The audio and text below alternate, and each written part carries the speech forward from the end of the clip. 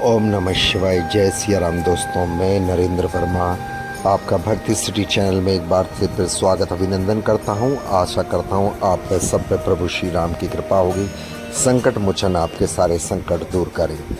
दोस्तों, आज मैं आपको भारत की प्राचीन शिक्षा प्रणाली के बारे में बताऊंगा। आप ध्यानपूर्वक सुनिए। जानने से पहले आपसे सुनने से पहले अनुरोध करूंगा, प्लीज़ ब्लॉग को अधिक से अधिक लाइक करें, सब्सक्राइब करें, शेयर करें, बेल आइकन को प्रेस करें। I will request to YouTube also please viral my video. Bharat की प्राचीन शिक्षा प्रणाली, जिसे गुरुकुल प्रणाली के रूप में जाना जाता है, एक आवासीय प्रणाली थी जहां छात्र अपने गुरु के साथ रहते थे और शिक्षा प्राप्त करते थे। यह प्रणाली 1500 ईसा पूर्व से शुरू हुई और इसका उद्देश्य छात्रों को विकास करना था, छात्रों का विकास करना, जिसमें उनका ज्ञान के साथ साथ नैतिक और आध्यात्मिक ज्ञान का भी विकास हो। गुरुकुल प्रणाली छात्रों और शिक्षकों के बीच एक घनिष्ठ संबंध होता था जो व्यक्तिगत मार्गदर्शन और शिक्षा प्रदान करता था।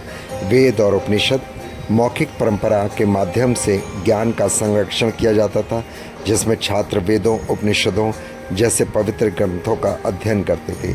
कला और विज्ञान शिक्षा में गणित, खगोल विज्ञान, चिकित्सा, संगीत, राजनीति आदि विषयों को शामिल थे। नैतिक मूल्यों पर जोर दिया जाता था। सत्य, करुणा, अहिंसा, सामाजिक जिम्मेदारी जैसे नैतिक मूल्यों को सिखाया जाता था। उपलब्धियां क्या थी? प्राचीन भारत में तक्षशिला, नालंदा, विक्रमशिला और उज्जैन जैसे प्रसिद्ध शिक्षा केंद्र थे, जिन्होंने दुनिया भर के विद्वानों को आकर्षित किया और दुनिया भर में अपना नाम बनाया। आजकल के गुरुकुल प्रणाली का उद्देश्य था छात्रों को धार्मिक और आध्यात्मिक ज्ञान प्रदान करना, नैतिक और सामाजिक मूल्यों को विकसित करना, छात्रों को जीवन के लिए तैयार करना, छात्रों में आत्मनियंत्रण और अनुशासन विकसित करना। परंतु आजकल की शिक्षा प्रणाली बिल्कुल अधिक है। आधुनिक शिक्षा प्रणाली मुख्य रूप से तकनीकी और व्यावसायिक कौशल पर केंद्रित है, जबकि प्राचीन शिक्षा प्रणाली नैतिकता, चरित्रता, निर्माणता और आत्मिकता उन्नति पर अधिक जोर दिया जाता था। आधुनिक शिक्षा प्रणाली में छात्रों को औपचारिक शिक्षा दी जाती थी, जबकि गुरुकुल प्रणाली में छात्रों को गुरु के साथ रहकर अनौपचारिक प्रणाली भी मिलती है। निष्कर्ष क्या है, आइए जानते हैं। प्राचीन भारतीय शिक्षा प्रणाली एक व्यापक प्रणाली थी जो छात्रों को ज्ञान, नैतिक मूल्य, आध्यात्मिक विकास का प्रदान करती थी। यह प्रणाली छात्रों को न केवल अकादमिक रूप से बल्कि जीवन के लिए भी तैयार करती थी, उन्हें मजबूत करती थी। लेकिन दोस्तों, आपको ये जान के हैरानी होगी, जो आधुनिक शिक्षा थी हमारी, जब 1850 तक तो हमारे गुरुकुल प्रथा चलती रही। आजकल भी गुरुकुल हैं, लेकिन 1850 तक विश्वविख्यात गुरुकुल प्रणाली थी। 1850 के बाद अंग्रेज के मैकलो द्वारा, एक अंग्रेज़ था मैकाले, अंग्रेजी शिक्षा के संक्रमण का कारण भारत की जो प्राचीन शिक्षा व्यवस्था का अंत अंग्रेज मैकाले ने किया।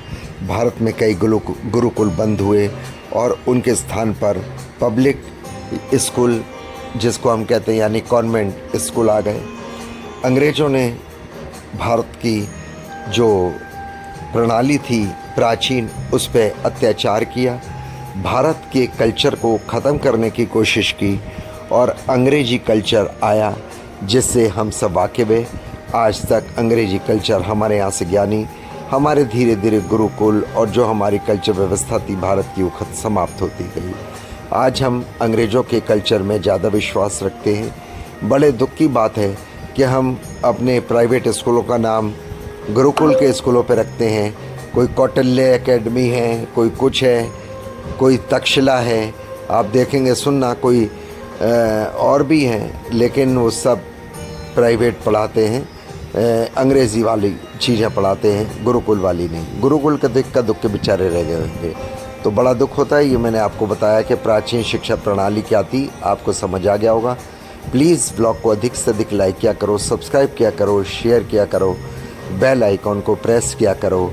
अपने आसपास सफाई का ध्यान रखो, धीरे बोलो, प्यार से बोलो, किसी से झगड़ा ना करो। समय बहुत ख़राब है दोस्तों, अपना ध्यान रखिए और अपनों का भी ध्यान रखिए। प्लीज़ लाइक कीजिए, सब्सक्राइब कीजिए। Thank you so much.